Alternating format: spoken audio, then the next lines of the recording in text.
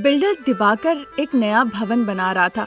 उसमें एक फ्लोर में मॉडर्न ड्रेस में अनामिका और साड़ी में अच्छे से तैयार पत्नी सुनंदा, वो सब अपने भरोसेमंद नौकर रमेश का इंतजार कर रही थी। एक बार फिर से सोच लो अनामिका, एक बार शादी हो गई और तुम ससुराल चली गई तो मरते दम तक तुम्हें वहीं पे रहना होगा। अगर मैं रमेश के साथ रहूंगी तो मैं बहुत खुश रहूंगी। बस इतना ही है कि वो इंसान गरीब है। आप लोग बेटी की नजरिया से देख के बात कीजिए। अमीर दिवाकर की तरह क्यों बातें कर रहे हैं आप लोग? बातें हो ही रही थी तभी ऑफिस के फाइल्स लेकर रमेश वहाँ पे आता है। Good morning sir. उसकी आवाज सुनकर सब रमेश को देखने लगते हैं। अनामिका शर्मा के पिताजी दिवाकर के पीछे जाके छिप जाती है और रमेश को देखने लगती है। देखो रमेश, मैं सीधे मुद्दे पे आता हूँ। अनामिका तुम्हें तहे दिल से प्यार करती है, वो तुम्हारी पत्नी बनना चाहती है। मैं भी आपसे यही बात कहना चाहता था सर। हाल ही में अनामिका जी ने जब कहा कि वो मुझसे प्यार करती है तो मैं बहुत घबरा गया। सब कुछ जानने के बाद भी अनामिका को तुम्हारी इस गरीबी से कोई मतलब नहीं, वो सिर्फ तुम्हारा प्यार चाहती है। लेकिन मालकिन, उन्हें मेरी गरीबी के साथ जीना पड़ेगा ना। ऐसे नहीं सर, आप लोग सब मिलके कल मेरे घर आइए। मेरे घर की परिस्थिति देखने के बाद ही आप लोग फैसला लीजिए शादी होगी या नहीं, फिर मैं भी कर लूंगा। ऐसा कहकर वो फाइल्स रख के चला जाता है। एक कमरे का एक छोटा सा मिट्टी का घर था उसका। गरीब दंपति शारदा और प्रसाद मजदूरी का काम करके बहुत ही प्यार मोहब्बत से उस एक कमरे को उन्होंने बनाया था। उसी कमरे के एक कोने में बैठकर शारदा खाना पकाया करती थी। घर के दूसरे कोने में एक बिस्तर के ऊपर बैठकर रमेश ऑफिस के फाइल्स देख रहा था। बिस्तर के दूसरे कोने पर तलाकशुदा बेटी ललिता बैठी हुई थी और पुराने टीवी के रिमोट से टीवी को चलाने की कोशिश कर रही थी। तभी एक महंगी गाड़ी आके रुकती है। दिवाकर, सुनंदा और अनामिका तीनों गाड़ी से उतर के रमेश के घर पे आते हैं। रमेश के माँ पिताजी शारदा और प्रसाद मुस्कुराहट के साथ उन सभी का अभिनंदन करते हैं। सुनंदा, दिवाकर और अनामिका आके बिस्तर पे बैठते हैं और घर देखने लगते हैं। अनामिका अपनी मंजूरी दे देती है। शारदा प्रसाद को पूरी बात बताया जाता है। फिर बड़े ही धूमधाम से शादी होती है। अमीर बहुरानी अनामिका अपना दाहिना पैर आगे बढ़ा के रमेश के साथ रहने आ जाती है। बहुत ही महंगी साड़ी, बहुत ही महंगे महंगे जेवर उस घर के एक पुराने ड्रेसिंग टेबल के सामने खड़ी होकर वो खुद को देख रही थी। तभी वहाँ ललिता आकर कहने लगती है, महंगी साड़ी गहनों का दिखावा करके तुम यहाँ पे मेरा मजाक उड़ा रही हो। अरे ललिता, ऐसा मैं क्यों करूँ भला? बस अभी अभी साड़ी पहनी थी तो देख रही हूँ कि मैं कैसी लग रही हूँ। अब यहाँ आकर तुम्हें साड़ी या जेवर देखना नहीं है, माँ पिताजी और मेरा देखभाल करना है। देखो मेरी माँ क्या कर रही है। ऐसे कहने पे अनामिका शारदा को देखती है। शारदा लकड़ी के चूल्हे पर रोटियां बना रही थी। फिर ललिता कहने लगती है, तुम हो बहुरानी, अब से तुम्हें सारा काम करना होगा, जाओ। उसके कहने पे अनामिका चूल्हे के पास जाती है और एक छोटा सा लकड़ी का स्टूल लेकर वहीं पे बैठ जाती है। वो हवा फूकने वाले से हवा फूकने लगती है और रोटियां बनाती है। इसी बीच उसके हाथ में आंच लग जाता है। ये देखकर ललिता हंसने लगती है। उस रात सभी लोग अच्छे से खाना खाते हैं। वहाँ पे 2 बिस्तर लगे हुए थे। एक बिस्तर में शारदा, ललिता और अनामिका जाके सो जाती है और दूसरे बिस्तर पे रमेश और प्रसाद सो जाते हैं। बिस्तर के एक कोने में ललिता और दूसरे कोने में शारदा, बीच में लेटी अनामिका। रात में नींद की हालत में ललिता अनामिका के ऊपर अपना हाथ पैर चढ़ा के सो जाती है। दूसरे तरफ शारदा खराटे लेने लगती है। अब अनामिका ये सब सह नहीं पा रही थी। एक तरफ खराटे की आवाज, दूसरे तरफ ललिता के हाथ पैर का बोझ। उसका वहाँ पे दम घुटने लगा। वो रोने लगी। देखकर रमेश को बहुत बुरा लगता है, पर उसके पास कोई चारा भी नहीं था। एक दिन उसने कहा कि उसे किसी फंक्शन में जाना है, इसीलिए तैयार होना है, और ये कहकर वो अपना मेकअप किट बैग में ढूंढने लगी, पर उसे कहीं भी नहीं मिला। ये सब देखकर ललिता कहने लगी, क्या हुआ भाभी, क्या ढूंढ रही है? मैंने मेकअप किट अपने बैग में रखा था, पता नहीं कहाँ गया। ठीक है भाभी, पहले ये चॉकलेट खा लो। ऐसा कहकर वो अनामिका को एक चॉकलेट देती है। अनामिका भी खुशी खुशी चॉकलेट खाने लगती है। चॉकलेट खाने के बाद, मैंने तुम्हारा मेकअप किट एक पागल औरत को बेच दिया, उसी पैसों से मैंने चॉकलेट खरीदा। मेरे पास कुछ पैसे भी बचे हैं, उससे हम आइसक्रीम भी खरीद के खा सकते हैं, ठीक है ना? ऐसा कहकर वो हंसने लगती है।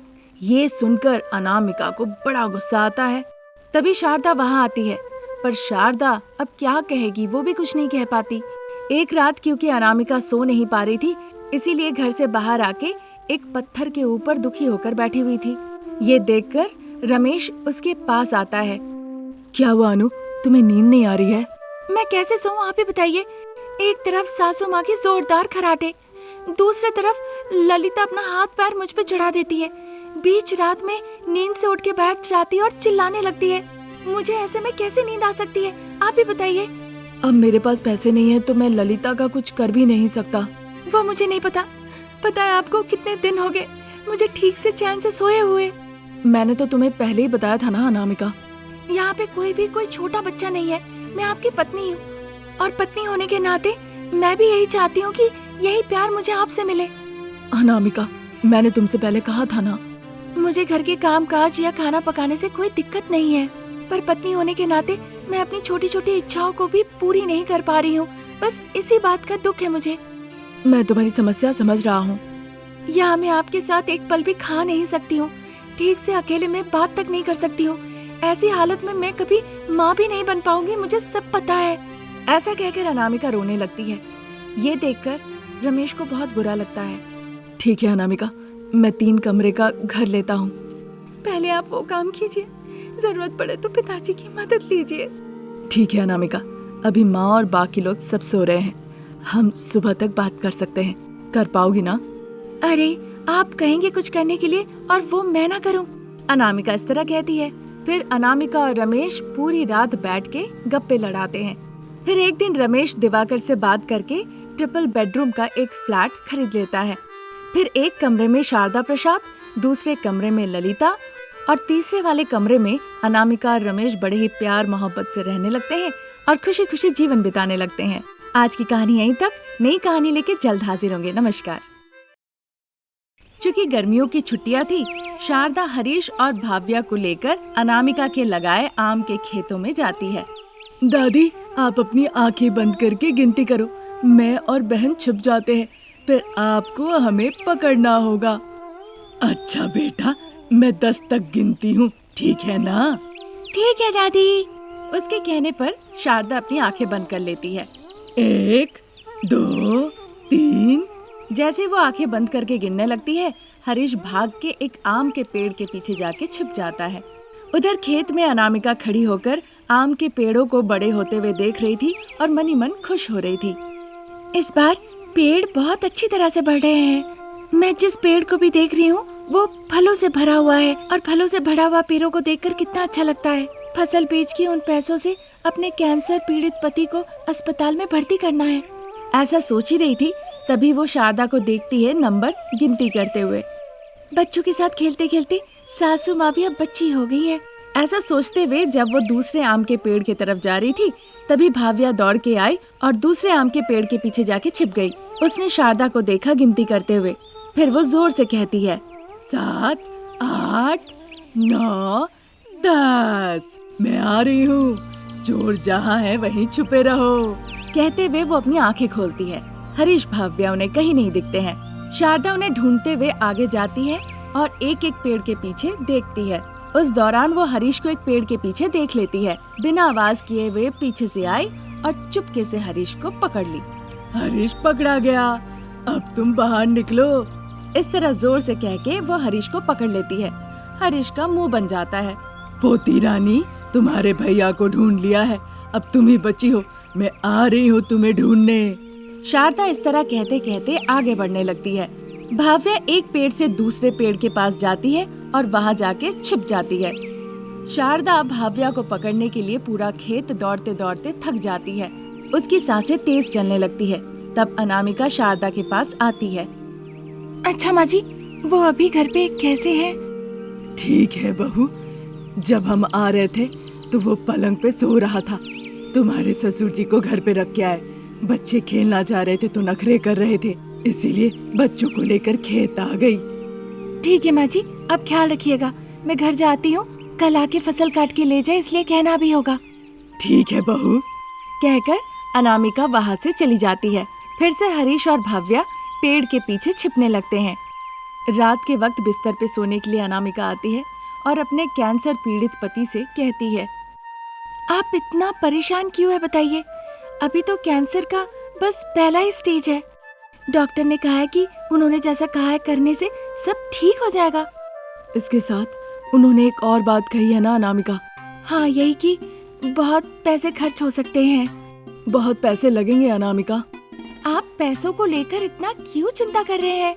मैं हूँ ना, मैं सब संभाल लूंगी। इतने पैसे का इंतजाम कहाँ से करोगी? आपने कहा था ना कि वो जमीन बेकार की है। मैंने वहीं पे आम की खेती की है और फसल भी बहुत अच्छे हुए हैं। उन फसलों को बेचकर जो पैसे आएंगे मैं उससे आपका इलाज कराऊंगी। अनामिका की बातें सुन के रमेश थोड़ा शांत हुआ। फिर काफी देर तक रमेश और अनामिका कई चीजों के बारे में चर्चा किए। फिर जैसे ही बीच रात हुई, अचानक से बादल गरजने लगे, बिजली चमकने लगी और तेज बारिश शुरू हो गई। अचानक से ढप से आवाज भी आई, जैसे मानो कि कुछ फूट गया हो। उसी के साथ बिजली चली गई। दोनों ही बहुत परेशान हो गए। खिड़की के पास आके बाहर देखने लगे। उनके लिए ये कल्पना करना कठिन था कि बाहर ओले पड़ रहे हैं। अनामिका अब बहुत ज्यादा परेशान हो गई। अगर ऐसे ओले पड़ेंगे तो सारे फल नष्ट हो जाएंगे, गिर जाएंगे, बस पेड़ ही बचेंगे। हे भगवान! इस तरह सोचकर जैसे तैसे रमेश से छुपाकर वो रोने लगी। दूसरे कमरे में शारदा और प्रसाद अपने पोते पोती को अपने पास सुलाए थे ताकि उन्हें डर ना लगे, और तूफान के बारे में चर्चा कर रहे थे।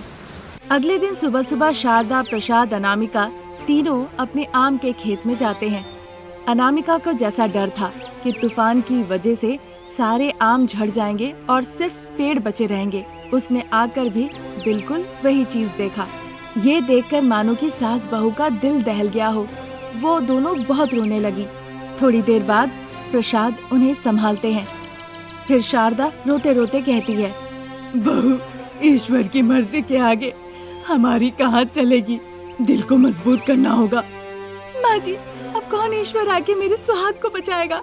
ईश्वर ने सिर्फ ये आम के बगान को ही नष्ट नहीं किया, मेरे जीवन को भी नष्ट कर दिया। ऐसा कहकर वो रोने लगी। उसे देखकर शारदा भी रोने लगी। जब तक तुम्हारी तकलीफें कम ना हो जाए, दिल खोल के रो। मैं तुम्हें नहीं समझाऊंगी। जब घर आने का मन करे तब आना। मैं घर पे बच्चों का ख्याल रख लूंगी बहू।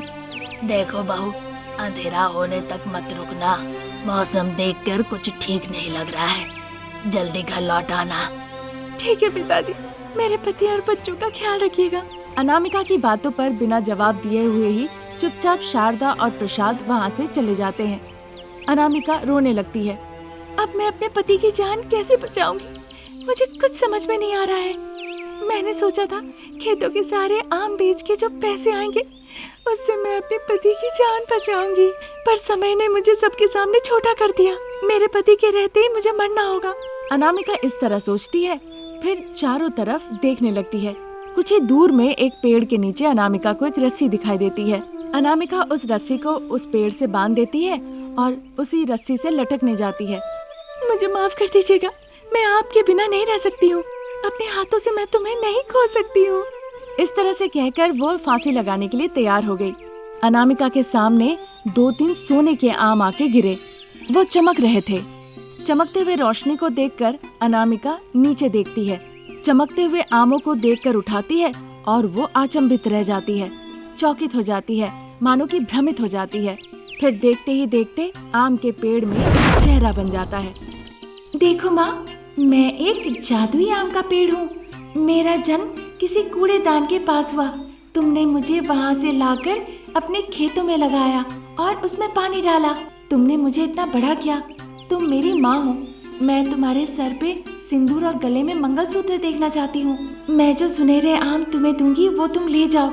उसे बेचकर पिताजी की जान बचाओ। ये सुनकर अनामिका बहुत खुश हो जाती है। ममता भरी माँ अनामिका जाके उस पेड़ को चूम लेती है।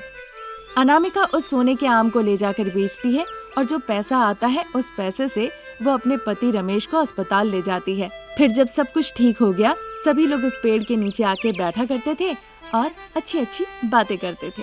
आज की कहानी यहीं तक। नई कहानी लेकर हम जल्द हाजिर होंगे। तब तक नमस्कार।